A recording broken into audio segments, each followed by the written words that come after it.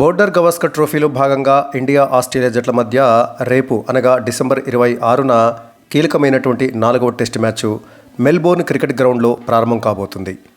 ఇప్పటికే సిరీస్లో ఈ రెండు జట్లు 1-1తో సమంగా నిలిచిన నేపథ్యంలో ఈ మ్యాచ్ పైన అందరి దృష్టి నెలకొంది.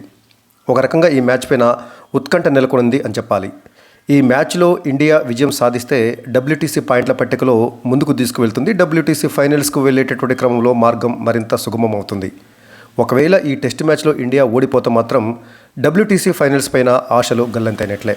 ఇంతటి కీలకమైనటువంటి ఈ మ్యాచ్లో ఆడబోయేటటువంటి తుది ఆటగాళ్ల వివరాలు అంటే ఫైనల్ 11 గురించి తెలుసుకుందాం. ఆస్ట్రేలియా ఇప్పటికే ఈ బాక్సింగ్ డే టెస్టులో ఆడబోయేటటువంటి తుది ఆటగాళ్లు అంటే 11 మంది ఆటగాళ్లు ఎవరో ప్రకటించింది. ఆస్ట్రేలియా ప్రతి మ్యాచ్కి ముందు రోజే తమ ఫైనల్ 11ను ప్రకటిస్తుంది. సో ఆ విధంగా ఆ సాంప్రదాయాన్ని అనుసరించి ఆల్రెడీ రేపు బాక్సింగ్ డే టెస్టులో ఎవరెవరు ఆడతారో ఆల్రెడీ ప్రకటించింది. అయితే భారత్ మాత్రము ప్రతిసారి కూడా మ్యాచ్కు ముందు మాత్రమే ఫైనల్ 11ను ప్రకటిస్తుంది. కాబట్టి భారత్ ఇప్పటికీ ఫైనల్ 11 ప్రకటించకపోయినప్పటికీ కొన్ని మార్పులు ఉంటాయనేటటువంటి సంకేతాలు అయితే వచ్చాయి. అవేంటో చూద్దాం. ముందుగా ఓపెనర్ల విషయానికి వచ్చినట్లయితే యశస్వి జైస్వాల్తో పాటుగా కెప్టెన్ రోహిత్ శర్మ ఇన్నింగ్స్ను ఓపెన్ చేస్తారని తెలుస్తుంది. వ్యక్తిగత కారణాల వల్ల రోహిత్ శర్మ తొలి టెస్టు ఆడకపోవడంతో అతడి స్థానంలో KL రాహుల్ ఓపెనర్గా ఆడాడు తొలి టెస్టులో. సో KL రాహుల్ ఓపెనర్గా తొలి టెస్టులో బ్రహ్మాండమైనటువంటి సక్సెస్ సాధించేసరికి రెండవ టెస్టు నుంచి ఆడుతున్నటువంటి రోహిత్ శర్మ తన ఓపెనింగ్ స్థానాన్ని KL రాహుల్కు త్యాగం చేసి 6వ స్థానంలో బ్యాటింగ్ దిగాడు. అయితే రెండవ టెస్టు 3వ టెస్టులలో 6వ స్థానంలో బ్యాటింగ్ దిగినటువంటి కెప్టెన్ రోహిత్ శర్మ ఘోరంగా విఫలమయ్యాడు. దీంతో రోహిత్ శర్మను అతని రెగ్యులర్ స్థానమైనటువంటి ఓపెనర్గానే పంపించి KL రాహుల్ను 3వ స్థానంలో పంపించాలని చెప్పేసి టీం మేనేజ్మెంటు భావిస్తుంది అనేది సమాచారం.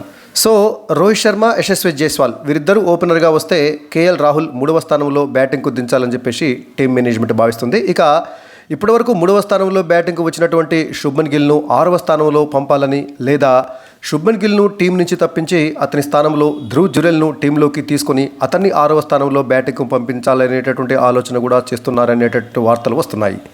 ఇక 4వ స్థానంలో యథావిధిగా స్టార్ బ్యాటర్ విరాట్ కోహ్లీ బ్యాటింగ్కి వస్తాడు. రోహిత్ శర్మ, విరాట్ కోహ్లీ వీళ్ళిద్దరికి కూడా ఈ టెస్ట్ మ్యాచ్ అత్యంత కీలకమైందని చెప్పాలి. ఈ మ్యాచ్లో వీరు రాణించడం అత్యవసరం. లేకుంటే ఈ మ్యాచ్లో ఒకవేళ ఓడిపోతే ఇండియా WTC ఫైనల్స్కు వెళ్ళకపోతే ఈ టూరే వాళ్ళ టెస్ట్ క్రికెట్కి చివరి టూర్ అని చెప్పేసి భావించాల్సి వస్తుంది.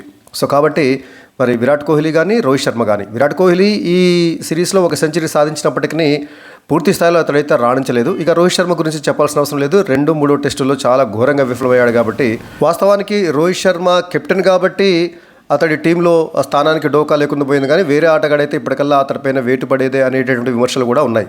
కాబట్టి రోహిత్ శర్మ కానీ విరాట్ కోహ్లీ కానీ మరి వారి స్థాయిలో ప్రతాపం చూపితే మాత్రము ఈ మ్యాచ్లో ఖచ్చితంగా ఇండియా గెలుస్తుంది. సో వాళ్ళ స్థాయికి తగ్గ ప్రదర్శన చేయాలని చెప్పేసి వాళ్ళతో పాటు అభిమానులు కూడా కోరుకుంటున్నారు. ఇక 5వ స్థానంలో వికెట్ కీపర్ రిషబ్ పంత్ వస్తాడు.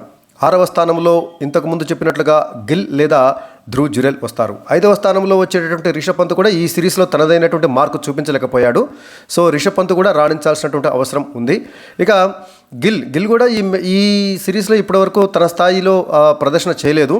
సో కాబట్టి గిల్ను తప్పించి ధ్రువ్ జురెల్కు అవకాశం వస్తుందని చెప్పేసి ధ్రువ్ జురెల్ లేదా సర్ఫరాజ్ ఖాన్ వీళ్ళిద్దరిలో ఒకరికి అవకాశం ఇవ్వాలనేటువంటి డిమాండ్లు కూడా ఉన్నాయి. ఇక 7వ స్థానంలో స్పిన్ ఆల్రౌండర్ రవీంద్ర జడేజా వస్తాడు. 8వ స్థానంలో ఇప్పటివరకు ఈ సిరీస్లో బ్యాటింగ్లో చక్కగా రాణించినటువంటి నితీష్ కుమార్ రెడ్డి వస్తాడు. అయితే నితీష్ కుమార్ రెడ్డి బ్యాటింగ్లో బ్రహ్మాండంగా రాణించినప్పటికీ బౌలింగ్లో మాత్రం అంతగా సక్సెస్ కాలేదనే చెప్పాలి.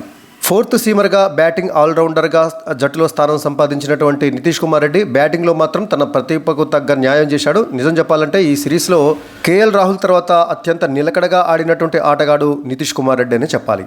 అయితే నితీష్ కుమార్ రెడ్డిని డ్రాప్ చేసి అతని స్థానంలో రెండో స్పిన్నర్గా వాషింగ్టన్ సుందర్ను దించేటటువంటి ఆలోచన టీం మేనేజ్మెంట్ చేస్తుందనేది సమాచారం.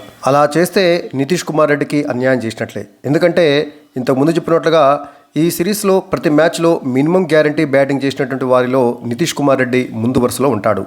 అలాంటి నితీష్ రెడ్డిని టీం నుంచి డ్రాప్ చేయడం అంటే టాలెంట్ను తొక్కేయడమే. వాషింగ్టన్ సుందర్ను ఖచ్చితంగా తీసుకోవాలి అని అనుకుంటే గిల్ స్థానంలో అతన్ని తీసుకోవటం బెటర్ అనేది నా అభిప్రాయం. మరి మీ అభిప్రాయం ఎలా ఉందో కామెంట్ సెక్షన్లో కామెంట్ చేయండి. ఇక 9వ స్థానంలో ఆకాష్ దీప్, 10వ స్థానంలో వైస్ కెప్టెన్ జస్ప్రీత్ బుమ్రా, 11వ స్థానంలో మహమ్మద్ సిరాజ్ వస్తారు. సిరాజ్ స్థానంలో హర్షిత్ రాణాను బరిలోకి దించాలనేటటువంటి ఆలోచన కూడా టీం మేనేజ్మెంట్ చేస్తుంది అనేది సమాచారం. ఎందుకంటే సిరాజ్ కూడా ఇప్పటివరకు తన ప్రతిభకు తగ్గ ప్రదర్శన చేయలేదని చెప్పాలి. పెద్దగా గొప్పగా రాణించలేదు. నిజం చెప్పాలంటే ఫాస్ట్ బౌలర్లే కాదు, మొత్తం బౌలర్లలోనే బుమ్రా తప్ప ఇండియన్ బౌలర్లలో ఎవరు కూడా తమ స్థాయికి తగ్గట్టుగా రాణించలేదు. సో బుమ్రాకు ఒక్కళ్ళన్నా చేయూత ఇస్తే, అంటే అతనికి సహకారం అందిస్తే ప్రత్యర్థిని ఆల్అవుట్ చేయడం అనేది పెద్ద కష్టమేమి కాదు. ఇప్పటివరకు అయితే బుమ్రానే బ్రహ్మాండంగా రాణించారు. అటు స్పిన్నర్లు కానీ ఇటు మిగతా పేసర్లు కానీ ఎవరు కూడా రాణించలేదు. సో సిరాజ్ స్థానంలో హర్షిత్ రాణాను కూడా తీసుకునే ఆలోచన చేస్తున్నారనేది సమాచారం. ఇక ఆస్ట్రేలియా జట్టు విషయానికి వచ్చినట్లయితే ఇంతకు ముందు చెప్పుకున్నట్లుగానే ఈ బాక్సింగ్ డే టెస్ట్లో ఆడబోయేటటువంటి తమ తుది జట్టును ఆస్ట్రేలియా ఇంతకుముందే ప్రకటించింది. ఆస్ట్రేలియా జట్టు ఇంతకుముందు టెస్ట్ మ్యాచ్తో పోలిస్తే 2 మార్పులు చేసింది తమ తుది జట్టులో. ఓపెనర్ నాథన్ మెక్స్వెనీ స్థానంలో 19 ఏళ్ల శామ్ కోన్స్టాప్కు అవకాశం ఇచ్చింది ఆస్ట్రేలియా జట్టు. గాయం కారణంగా సిరీస్ మొత్తానికి దూరమైనటువంటి జోష్ హ్యాజిల్వుడ్ స్థానంలో స్కాట్ బోలాండ్ కూడా ఎంపిక చేసింది. ఈ 2 మార్పులు చేసింది ఆస్ట్రేలియా జట్టు. సో యువ ప్లేయర్ శామ్ కోన్స్టాన్ ఈ మ్యాచ్ తోటే అంతర్జాతీయ క్రికెట్లోకి అరంగేట్రం చేయబోతున్నాడు.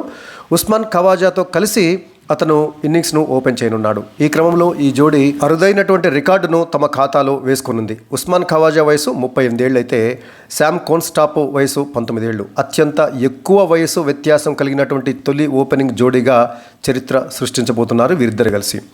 మెక్స్వినీ దారుణంగా విఫలం కావడంతో దేశవాళీ క్రికెట్లో సూపర్ ఫామ్లో ఉన్నటువంటి శామ్ కోన్స్టాప్స్కు ఆస్ట్రేలియా మేనేజ్మెంట్ అవకాశం కల్పించింది. అడిలైడ్ వేదికగా జరిగినటువంటి పింక్ బాల్ టెస్టుకు ముందు భారత్తో జరిగినటువంటి వార్మప్ మ్యాచ్లో ప్రైమ్ మినిస్టర్స్ 11 తరపున బరిలోకి దిగినటువంటి శామ్ కోన్స్టాప్స్ సెంచరీతోటి రాణించాడు. 97 బంతుల్లోనే 107 పరుగులతోటి సత్తా చాటాడు. భారత బౌలర్లను సమర్థవంతంగా ఎదుర్కొన్నాడు.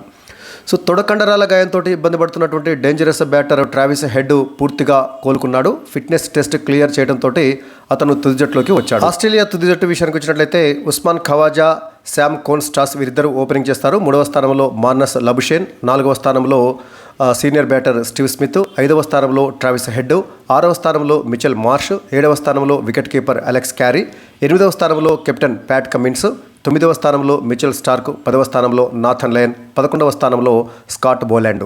వీళ్ళు తుది జట్టులో ఆల్రెడీ స్థానం సంపాదించారు. ఇక భారత తుది జట్టు అంచనా విషయానికి వచ్చినట్లయితే ఓపెనర్లుగా యశస్వి జైస్వాల్, కెప్టెన్ రోహిత్ శర్మ వస్తారు. 3వ స్థానంలో కేఎల్ రాహుల్, 4వ స్థానంలో విరాట్ కోహ్లీ, 5వ స్థానంలో శుభ్మన్ గిల్ లేదా ధ్రువ్ జురెల్ వీరు వచ్చే అవకాశం ఉంది. ఆ తర్వాత రిషబ్ పంత్, ఆ తర్వాత రవీంద్ర జడేజా, వాషింగ్టన్ సుందర్, ఆకాష్ దీప్, మహమ్మద్ సిరాజ్ లేదా హర్షిత్ రాణా, జస్ప్రీత్ బుమ్రా వీళ్ళు భారత తుది జట్టులో స్థానం సంపాదించేటటువంటి అవకాశం ఉంటుంది. మరి ఇండియా తుది జట్టులో ఎవరెవరు ఉండాలో మీరు కామెంట్ సెక్షన్లో కామెంట్ చేయండి. మీ అభిప్రాయం ఏమిటో తెలియజేయండి.